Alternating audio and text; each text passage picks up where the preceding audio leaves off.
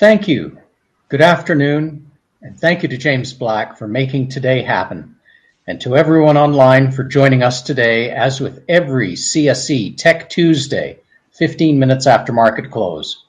With this season running until just before May long weekend, we have something special after the sole presentation today, and next week, Barrington Miller will be back, I believe, with FinTech. So note our disclaimer.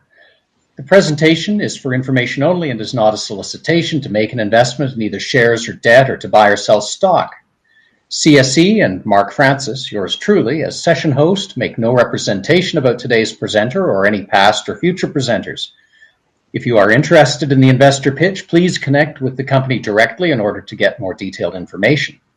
In particular, note my conflict of interest. I am a shareholder in Winterhawk Well Abandonment, nominated them to present and will be helping them in the future, and will be outright chummy fellow Western Canadian today with our presenter. Our objective in running Tech Tuesdays is twofold. First, to help technology companies with increasing traction to gain relevant visibility, and second, to help capital markets players by introducing interesting companies, focusing on whether the technology will have commercial traction and why, and also providing new knowledge of what is happening in general in innovation. For you as attendees, we do ask that you share ideas and feedback with our presenter, leads, possibly funding after due diligence, referral of someone with unique applicable expertise, or maybe even a potential strategic relationship. With respect, we might refrain from giving management advice unless we are truly experts in the company's particular field, and don't treat our presenter as a marketing target for services. The question feature, by the way, may be utilized to ask questions, and I will attempt to get to them. As we only have one presenter today, he will have up to 10 minutes of presentation with PowerPoint, followed by Q&A. And then we will have a fireside chat with him about his book on hydrocarbons, From Miracle to Menace, Alberta, a Carbon Story, released in 2019. So who's our mystery guest today? Well, it's David Yager, a friend of mine, business colleague, president and CEO of Winterhawk Well Abandonment. David is an oil service executive, entrepreneur, energy policy analyst, consultant, author, and writer.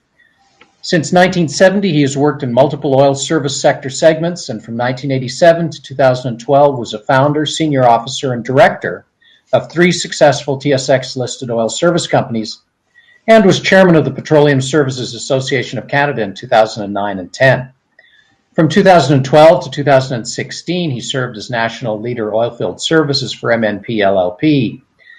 He consults as an executive finance and management advisor to oil service companies, as well as presenting upstream oil and gas industry overviews and trends to companies, boards, industry associations, and other organizations, and has been in business journalism and energy policy analysis since 1979.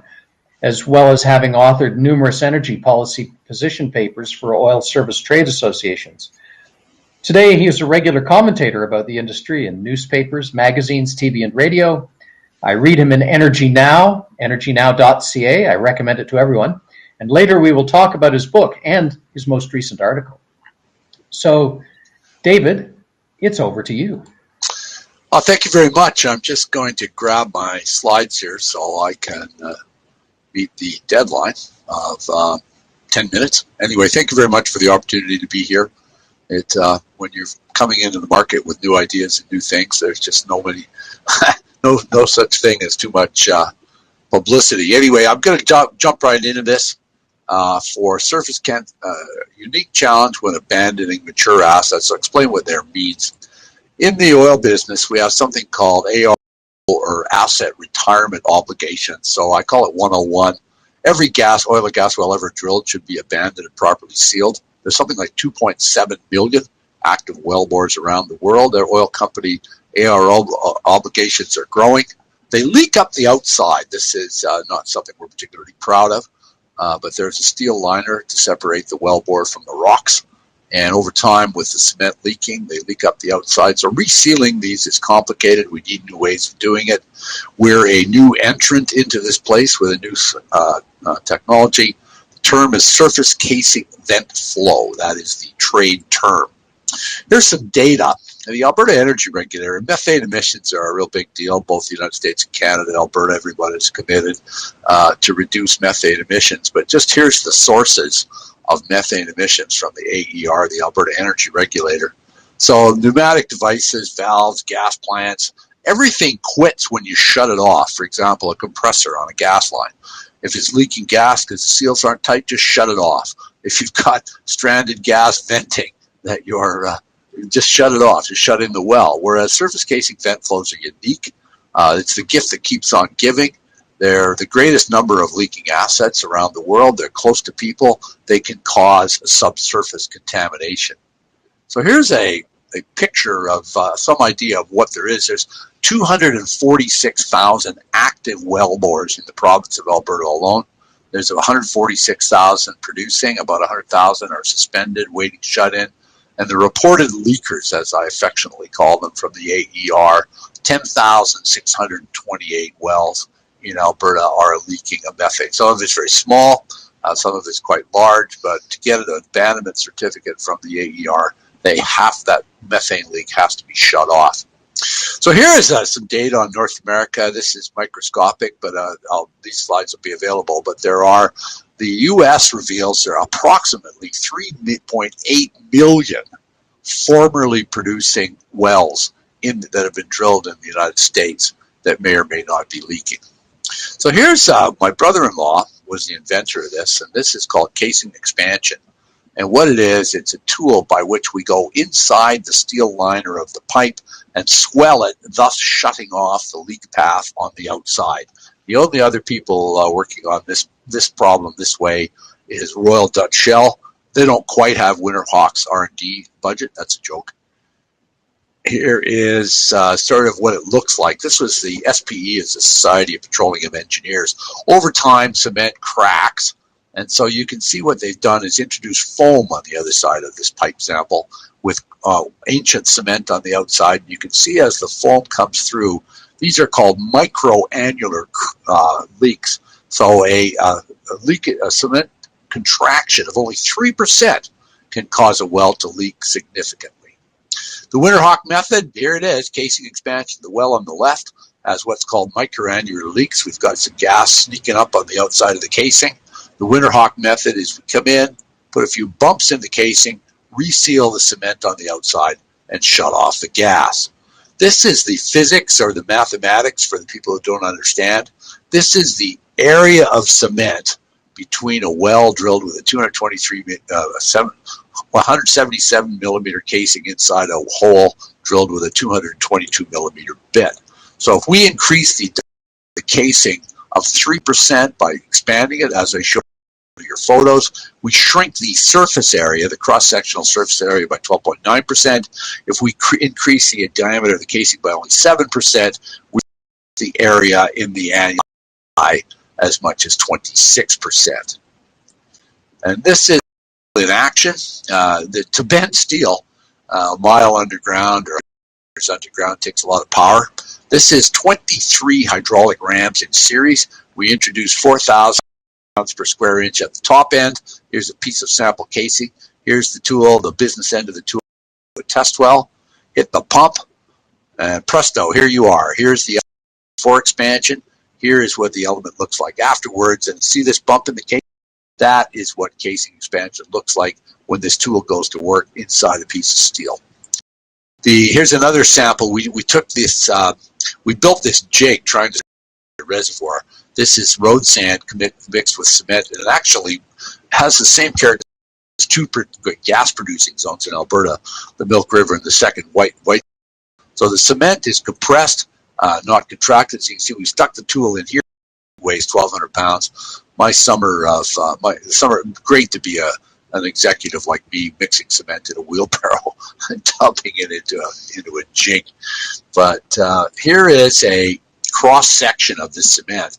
Cement is not intuitive. When most people think of cement, they think of concrete. What you see on surface on your driveway, your sidewalk, or your basement is actually cement plus aggregate, which has sand or gravel in it, which creates millions of shear points. Pure cement with nowhere else to go will actually compress compress. So we took a sample from a shop test into the lab, and we took the permeability from 7.2 millidarcies to 0.1 millidarcy is classified as impervious. What do we do to the steel? The next big question, doesn't it crack? Steel is more flexible than you believe. Here is surface samples of steel. I think the salient line in here, after they did radioactive particle inspection looking for cracks on the outside, they did not identify any defects which would be detrimental to the integrity of the casing. The point is we go in, put these dents in your wellbore or expansions in your wellbore and not materially impact the usability of the well, nor reduce the integrity of the steel seal. Where to put it? Well, these are what's called well logs. And this is electronic instruments run on wireline that go read through the steel and give us things like formation density, cement bond, and where the gas is trapped. So we have to find the right spot in the well. Here's the first time we ran this tool, about a year ago tomorrow actually, on a well out in east central Alberta. The tool, we ran it in the hole, and these dents, called the caliper log, are the changes in the diameter. So the first time the tool was ever run in the well, we increased the diameter by up to 6 millimeters, which is about 1/4 of an inch. We're watching the well continually on surface. The green lines are flow, and the blue lines are pressure buildup. So we ran this expansion here. We shut it in for an hour, and we got a buildup to 321 kPa. We have never seen that pressure since. Since that first set of dents that we put in the well, we permanently reduced the flow, we permanently reduced the pressure. With the bottom of the zone was liquid loading. So after a period of time, the zone we shut off below the first test, clearly the liquid that was flowing was the gas that disappeared. That's what caused the gyrations in the flow. We've been producing dry gas or leaking dry gas ever since. More work on the tool. Here's what I call the $1 million bumps. This is a caliper log. I haven't shown this to too many people in the industry. We're kind of laying low, but you can see what we've done here. We do 4 expansions in one run. Here's another one a little more aggressive where we took 7-inch casing to almost 7 3/4 inches. And here is the behavior of the well at surface. What this has done is, this is petroleum engineering. You look at the flow and the trend is your friend. So here's the expansions we did in September, and you can see the general direction. So we are proving up the thesis that we do indeed disrupt the flow on the outside. Here's a well we just did outside of Edmonton just in December. This is very close to the surface where we put 6 dents in at 85. This is our first successful shutoff. This well was quite tricky. It was drilled in 1951, so we were dealing with 69-year-old casing. Took a little TLC, or tender loving care, but the well was a very complex well. It was the operator had spent a lot of money, or the owner of the well, the licensee, had spent a bunch of money. It was just bubbling. He couldn't get enough. It was leaking about 0.2 cubes a day, 0.2 cubic meters a day of gas. Not enough, probably even to hardly power a lighter, but certainly enough to not get you an abandonment certificate. We did these bumps in the surface casing, shut off the gas, and there has not one bubble come out of this well in the past 4 months. Here's the breakdown of casing size. We started in 7-inch casing, or 177.8 millimeter, because the hydraulic tool, because there's more room to move. The next biggest market is 5.5 casing. That's our project for this year, is to build a tool for 5.5 casing. And then we're after that, the even bigger yet for casing used in shallow gas is 4.5. That's going to take some thinking. And this is investment opportunity summary. I'm not, again, as Mark so carefully said, we're not asking for money, but we do have, it is a problem. New methods are essential. This is truly novel. It is disruptive technology, as they call that. I've done this before many years ago with something called Tesco. So when industry has come up with something totally new, and it sort of, for a lot of people, it knocks them out of their comfort zone, and they're more inclined to say, "What will it work?" and more inclined to think of ways it won't work. We can use this in every wellbore in the world, and what we've done in the last year since that, we materially de-risked it in the sense we've done 49 expansions inside the well. We got ductility, permanent bend in this steel in 41. The other 8, we did some tool repairs and made some modifications. Experience, well, you saw my CV. I've been in this business all my life, and we've got a great team very, very capable and talented oil tool people. Alberta has enormous capabilities to build widgets. The industry doesn't know they need this, and we think that the risk is being reduced every day. The upside is significant, and that is me. That I cannot speak any more quickly than that, Mark. I don't know if that was 7 minutes or 10 or whatever, but that's the pitch. Well, you did pretty well, David. You did 11 minutes. Oh, sorry about that. No, that's good. No, this is all fine because we've only got you today. And just for our listeners, do contact David if you because there will be another round of financing in the future, obviously.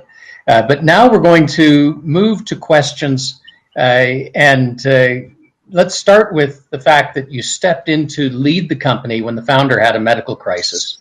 One that is thankfully now passed, but has still left you steering the ship.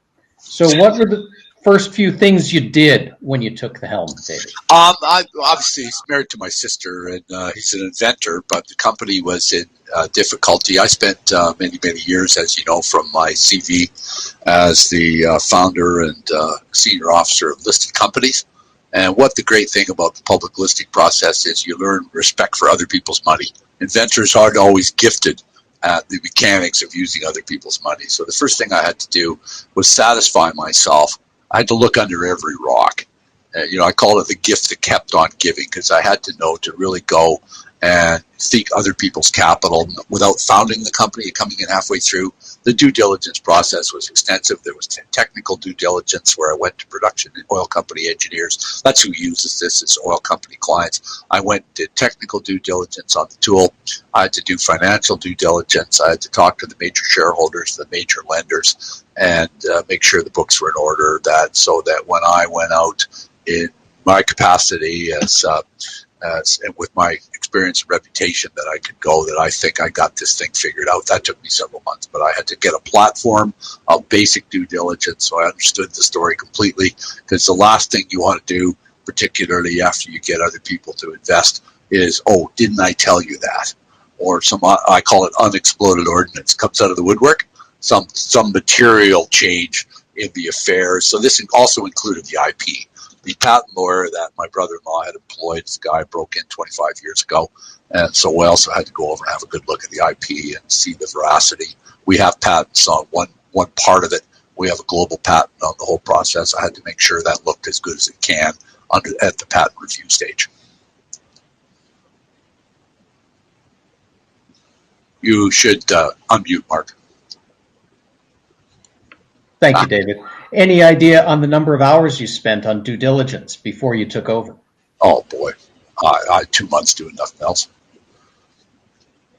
So way past the 40 hours, which is sort of the threshold that Rob Wiltbank has identified in the U.S. for angel investors making an investment. But in this case, you weren't just investing. You were taking the whole project on. Okay, this was not part of a portfolio. This was my next career. And I had a good run in making people money, and I didn't want the last thing I did in the oil service business to be in anything else but successful if I could. Right. So let's talk about strategic partnerships and how you sought them out, secured them, and structured them. We're a classic oil service company is a rental service model. And the oil service business is, because of the downturn of oil prices, which started 6 years ago, which is terribly overbuilt. And a lot of people in the oil service, what I call interruptible oil field services, is we take that thing I showed you in the picture, we drive out to the well, we run it in the well, we build them for services, we take it home and put it in a shop.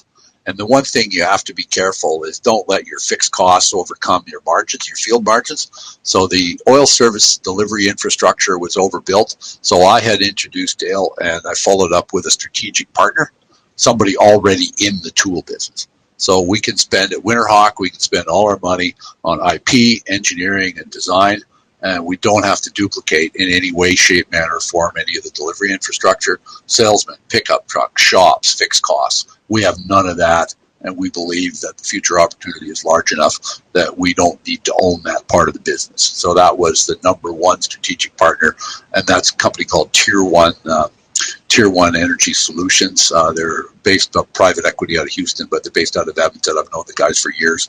Great bunch of guys. They do the work. We do the thinking. Mike.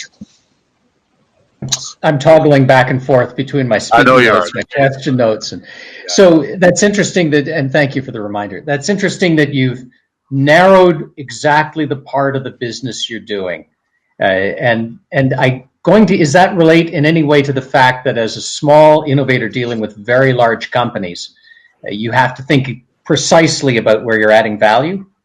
I've done this many times with companies and inventors over the years, and I used to say to my management team, we should do fewer things better. Let's, instead of doing, and we call, if in technology, it's called feature creep, idea creep. There's no, as you grow, there's no shortage of ideas. Why don't we open up a shop here? Why don't we do that? What I really wanted to do with Winterhawk is there's a couple of other patents for a couple of other opportunities in the company. I wanted to do one thing well. The most compelling opportunity was shutting off leaking gas wells. That's the one the industry needed. That's the one that had the most upside, and I wanted laser focus on that. And by getting a field delivery partner, we would focus on, again, the IP, the engineering, the application, and direct sales to clients. All that background stuff is done by someone else. So let's talk about the technical challenges you faced. When we talked about this for the first time, I think it was about 14 months ago, January, at the Pete Club, which we hope to get into again someday soon. I'm hungry. Yes, exactly. Talk about the technical challenges that you faced and how you resolved them. The big issue was the behavior of the tool in a well. The thing about the oil service or the wellbore services business is everything works fine on surface, but everything you do has to be done up to a mile away on a remote string of pipe. So there's only one way to filter. The technical challenge was, yes, it works fine on surface. What will it do in a wellbore? What if the well's crooked? What is the casing not the right size?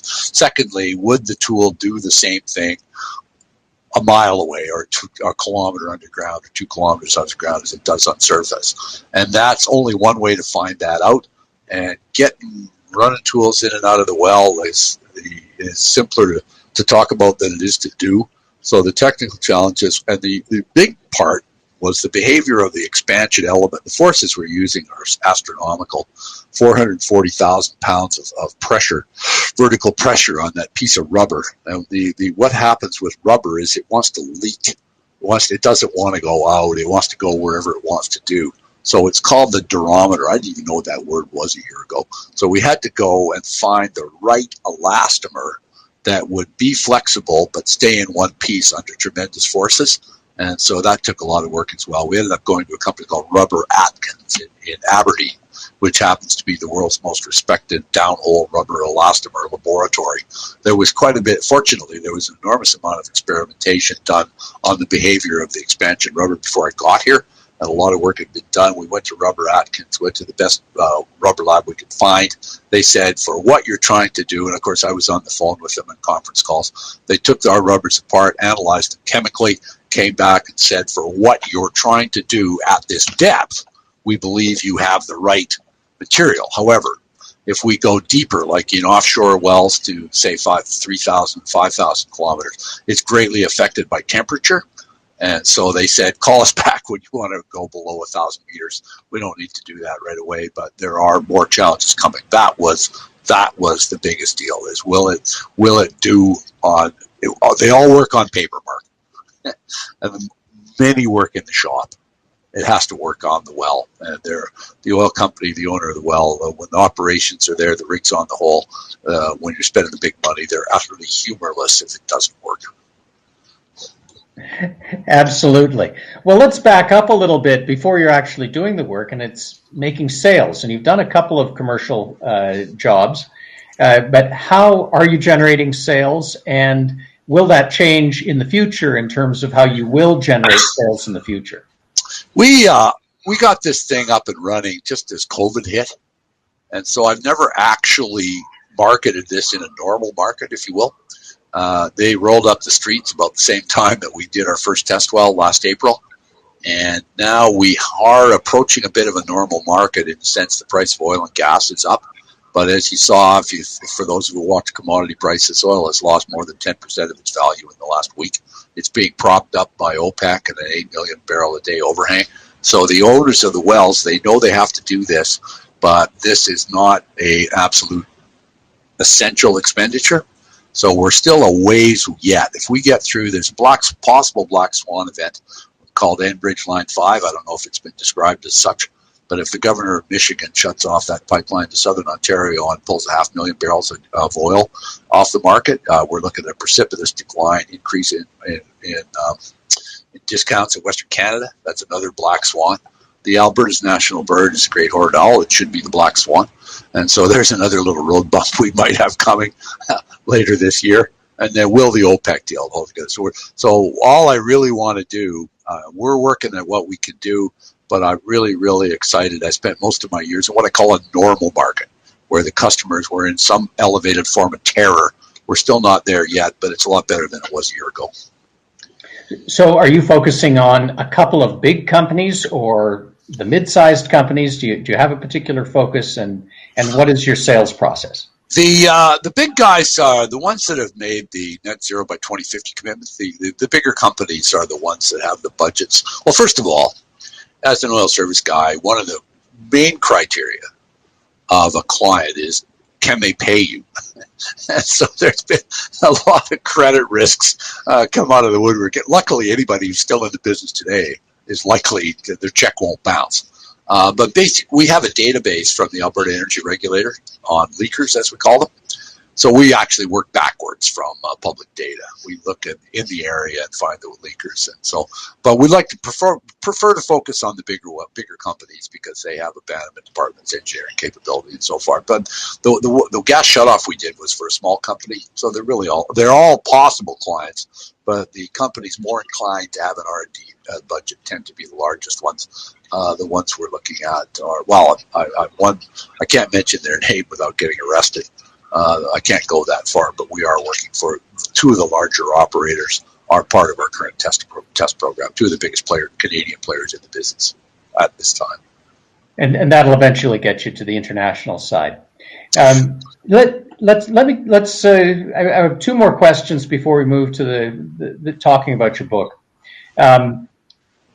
Going to the smaller scale diameter, and you alluded to it in your presentation, that's going to take a lot of thinking, because when you go to something smaller, the additional little part of that annulus is a bigger percentage relative to the diameter. So you're dealing with stretching a smaller pipe, and you're going to have to probably keep the same percentage reduction in volume in the annulus or the volume around. So this represents a pretty serious challenge, does it? Going from 7 inch to 5.5 shouldn't be too bad. We think we could use a version of the current tool, but we need the same percentage-wise expansion. We need the same amount of power because steel is steel, and we got less space to work in. So the current methodology is hydraulic gain by the cylinder area. So as we go from 7 to 5.5 inch, we're making some modifications. To get to work inside the 4.5 inch tool, we'll learn a lot from the 5.5, but we may go entirely out of the box and have to we're looking at some completely different setting mechanisms of downhole methods. But what I'm hoping to do is we'll get the 5.5 going, and then of course once we have more interest and get some cash flow established, then we'll have a bigger R&D budget. But certainly, if you look at the state of technology, and I'm talking about repairing a heart valve through your armpit, this is pretty basic stuff. This is just plumbing compared to the current state of what modern technology can do. It's not insurmountable by any stretch of the imagination. Very good. So let's close off. What are your next milestones? The current, we have a testing program. It's spring breakup where the roads go out and everybody shuts down. We've got 4 test wells for the 7-inch tool lined up. We're doing well reviews right now. We're starting on the engineering on the 5.5. We're hoping to have a tool in the shop for field testing on the 5.5 tool at the end of the second quarter in the field with that baby by summer. And if we can get shut off some more gas with the 7-inch tool, the big issue is where do we put it? It's not so much the physics of expanding the well. What are the properties on the other side of the casing And so we're really in a completely different area of the industry, but everybody else has the same problem.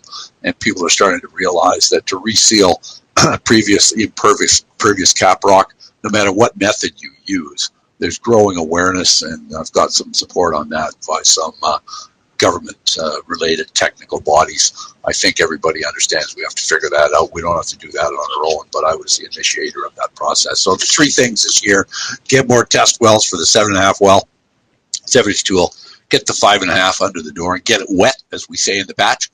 And third, get a project going to understand the other side of the pipe. That would be, we get all that done this year, be happy as a clam. Very good. That's excellent, David. So now it's time to get really chummy. Let's talk about your book.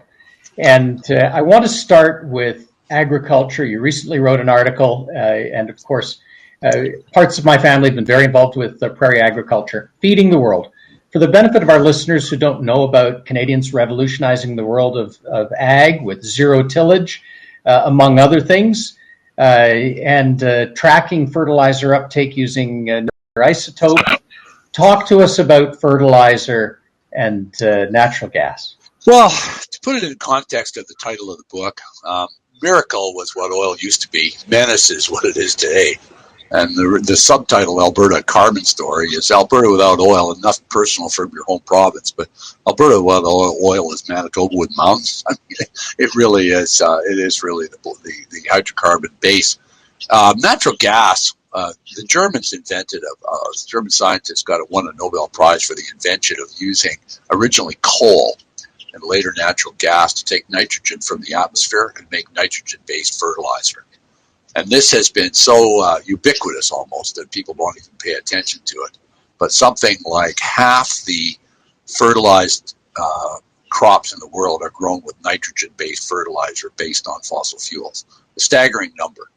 Something like 3 billion people depend upon a fossil fuel-based fertilizer for the nutrients. This has done several things. First of all, it's allowed us to continually increase the population without anybody going hungry. Secondly, it has reduced the number of people that are now undernourished or starving. And the third thing it has done is it's grown the fossil fuel business to a much greater size than everyone says. So the mantra in the public is that all we need to get out of the fossil fuel business is political will, and things like wind and solar are touted. It's just a matter of time and effort. And part of the message of that article is no, we really have to think this through, because in addition to the natural gas feedstock for the fertilizer, of course, there's the machinery that plants it. Then there's the shipping. When I did the article, I discovered that in the United States, the food on the average person's table travels something like 1,800 kilometers. In Canada, in the winter, it's like 8,000. So there's the whole supply chain as well. So when we say we have to get off fossil fuels and net zero by 2050 and all the other things today, the whole point is we really should think this through, particularly on the food side. I mean, okay, not the transportation side, but feeding the world. So there's part that was only part of the story in the book, but that was the most recent study I did. And yeah. And just to be clear, we just did a session on plant protein, a series of sessions at CSE. We talked a lot about legumes and their impact and their process for fixing nitrogen, but we just simply couldn't grow enough legumes in the world in enough places to replace the need for plants to have nitrogen in the soil. So we take away natural gas-based nitrogen fertilizers, and in fact, 3 billion people will starve. So it is that simple, isn't it? The yield per hectare is really something. There's Vaclav Smil out of University of Manitoba. He's Czechoslovakian. Has been one of the leading researchers of this. But the yields per hectare, and this was done, has almost doubled in the past 50 years for wheat and other grains, and the minimum increase in yield. What this has allowed us to do is feed the world without further deforestation. That's been one of the great things, of course, is not having to chop down and turn every bit of treed land into farmland. That's another collateral benefit of having low-cost fertilizer.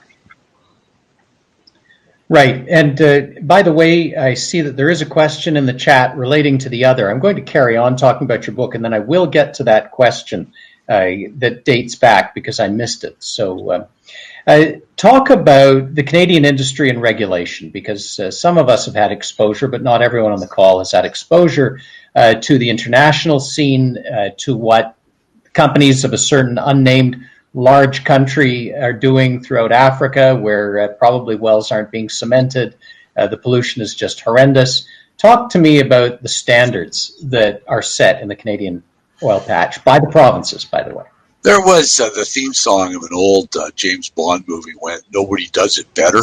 And Canada really is a leader in that respect. We've got the Energy Resources Conservation Board, or now the Alberta Energy Regulator, has been respected as a world leader. This was partially due to the fact that Crown ownership of the mineral rights. And so what we have done is we've been a world leader forever in the processes required, the environmental reviews leading up to the drilling of a well, wellbore practices, and our ARO, our asset retirement obligation commitments, are the toughest in the world. And so there is the oil sands in particular have been the subject of most of this century of a very orchestrated disinformation campaign. You know, they do the wells to wheels and so much, but one of the things that is not factored into this is called flaring. And this is, there's a lot of gas associated with oil production, either associated gas or part of the process. And so when they say that the oil sands has a higher, worse carbon footprint than other oil based on the fact we burn gas to get the heat to unlock it, but we're not allowed to flare in Canada. What's interesting about Canada is we're the fifth largest hydrocarbon producing jurisdiction in the world on a barrel of oil equivalent basis, or BOE. But when it comes to methane emissions, either flaring or venting, we're number 22. So it's absolutely phenomenal that someone that produces this much hydrocarbons could be this low on the list for methane releases. And methane, apparently, they say it's something like 10 to 1 on carbon dioxide. So I wish it mattered. You know, we respect safety, we respect the environment, we respect the community, and we have we spent a lot of money and a lot of time and a lot of work on this, and we get very little credit. And there's quite an industry campaign to differentiate ourselves, but we've been sort of drowned out. So we're hoping now the current strategy is that we're hoping that we've attempted to add some criteria to oil. Like you know, we've heard of blood diamonds. Well, there's blood oil. There's oil from the awfulest places in the world. And we've been trying to say, well, why wouldn't you want to buy your oil, get your hydrocarbons from a responsible producer? And we've had very little success in differentiating ourselves in that area, which is really too bad. Hopefully it'll matter to more people at some time. Well, and what isn't really well known is that outside of Alberta and Saskatchewan and northern British Columbia is that, in fact, the vast majority of Indigenous peoples in Canada strongly support the industry and have suffered terribly from this. So what I want to give you a chance before we go to the final question from the audience. David, tell us a little bit, just to give us a brief blurb on your book and where people can get it if they want it. Well, it's available on Amazon, or if you put "From Miracle to Menace" in the website, you'll find it. I have a website. I got a few copies in the basement if you want a personalized copy. I wrote the book simply because of the shallowness of the debate on pipelines. There was John Horgan had Trans Mountain in court. Energy East was blocked by the Quebecers, and everybody kept saying to Alberta, well, why don't you just do something else? Why don't you just go into renewable energy, like there was a switch involved?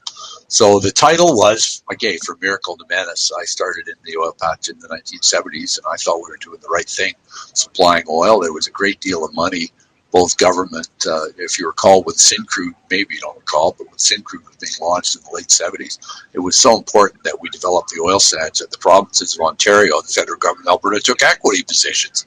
So the idea that you wake up one day and all this work that went into unlocking the oil sands goes right back to the Bay Company, that this has to go. So that's the miracle to Menace. The book's got 3 sections. One is the history of how we got 4.4 million people living in the middle of nowhere. You get the map and have a look around. And we've got the combined population of Montana, North Dakota, Saskatchewan, Manitoba. It's the same as Alberta. Why?